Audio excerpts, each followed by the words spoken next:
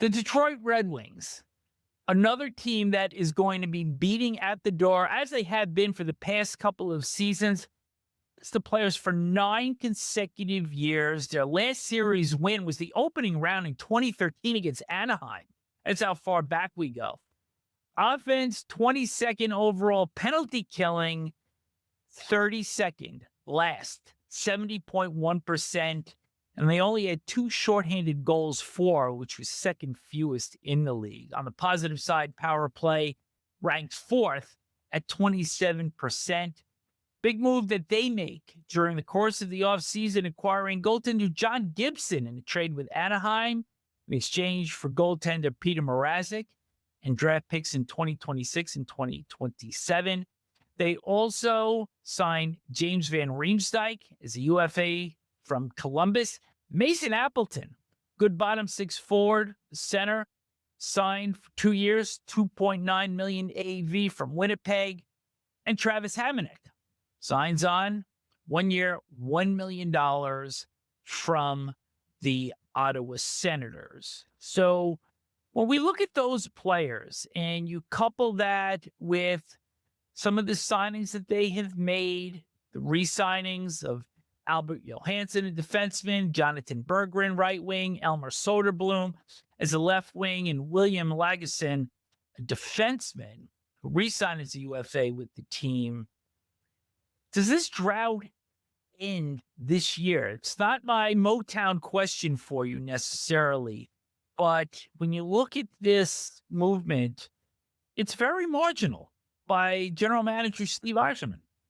It is marginal. There isn't a lot of big names, but if John Gibson can get to the form that he had with the Anaheim Ducks, where he was their franchise goaltender there for quite a long time, if he can bring that to Detroit, you might see a whole different Detroit Red Wings team. Now, the penalty killing is a real problem. Obviously, they're going to have to fix that. But I would say that this season and how they do is going to revolve around their goaltending and John Gibson. If you look at their adds and drops, I know we haven't gone through them all, but there's an upgrade from Gibson from Mrazek. Tarasenko gets replaced by James Van Riemsdyk, if you want to think about it, on the power play. And Alex Lyon signed in Buffalo. Jeff Petrie leaves. That's a loss, I think, for Detroit, albeit not in the top 3 defensemen, but still a loss for them. But does Hamonic cover that, though? Yeah, perhaps he does. You're right. Hamonic does come in and cover for the loss of Petrie. So you've got that covered. So I don't see them being a lot better. But if Steve Yzerman and his group think that the reason that they didn't make it was ultimately goaltending, you might have found the right piece you need.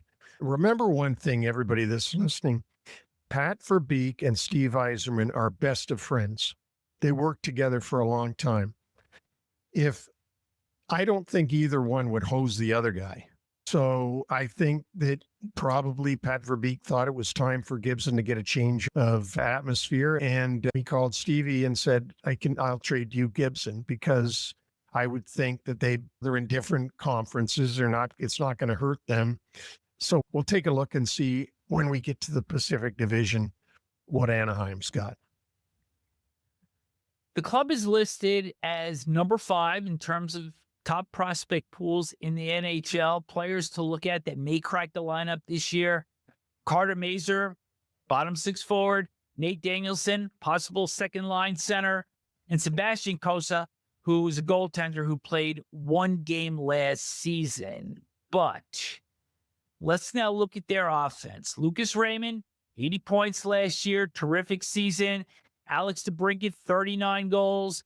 Dylan Larkin, 30 goals, 40 assists, 70 points. And God, I think so many people are wanting to pull for him to get in the playoffs finally. And Patrick Kane had 21 goals. But as we've seen, the movements have been marginal, and it doesn't feel like there's a lot of room for error with the offense, that if one of their key guys goes down, it could be 10 years since making the playoffs last. Absolutely. They're on the bubble. There's no doubt about it. And as we just finished saying with Montreal and Ottawa, it doesn't get any easier when you've got some teams, and we're going to get to Boston in a minute. But when you've got some teams, Buffalo's going to be fighting again to get in there after their 14-year drought. It's not going to get any easier. And the biggest thing is you've got a team like the Rangers and the Bruins, who in those big cities, original 6 markets, that's a disaster when you miss the playoffs. So it's going to be hard. And Detroit didn't make a lot of big moves, but they made a really important move by getting Gibson.